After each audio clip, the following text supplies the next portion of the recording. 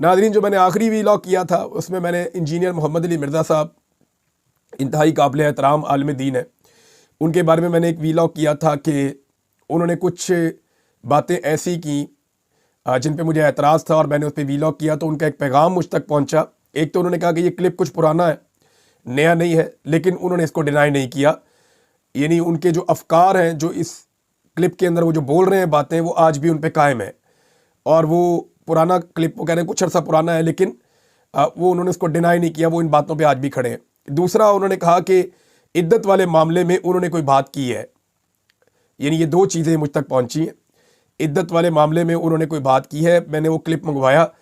میں دیکھوں گا پھر اس کے اوپر بات کروں گا کہ عدت والے معاملے پہ کیا انہوں نے واقعی اس طرح آواز اٹھائی جیسے پورے پاکستان کو تکلیف تھی۔ تو مجھے حیرت صرف اس بات پہ ہوئی کہ انہوں نے ڈیجیٹل دہشت گردی اور ایک سیاسی جماعت کو فتنہ قرار دینا،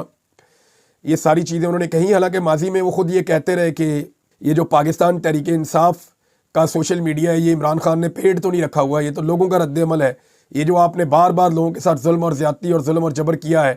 اس کے نتیجے میں عوامی رد عمل ہے یہ،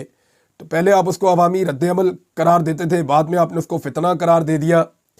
یہ سوالات اس لیے میں نے اٹھائے تھے، لیکن اگر مذہبی پوائنٹ آف ویو سے دیکھیں تو چاہے مولانا طارق جمیل صاحب ہوں،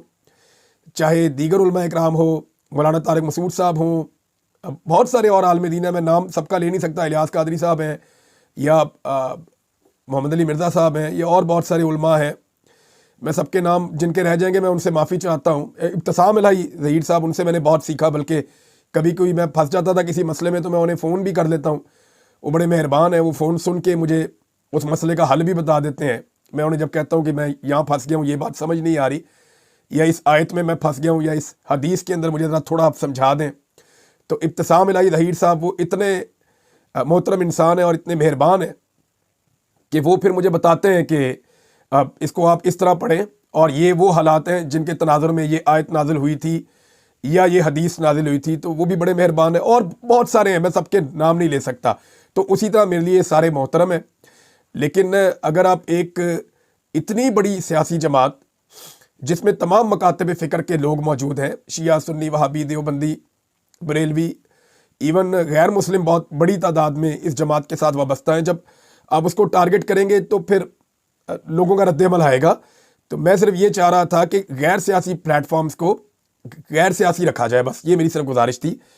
بہرحال دیکھتے ہیں اس میں آگے کیا ہوتا ہے، اگلے ویلاگ میں مزید تفصیلات اور چیزیں آپ تک پہنچاؤں گا۔ اب تک کے لیے اتنا ہی، اپنا خیال رکھیے گا، اپنے اس چینل کا بھی۔ اللہ حافظ۔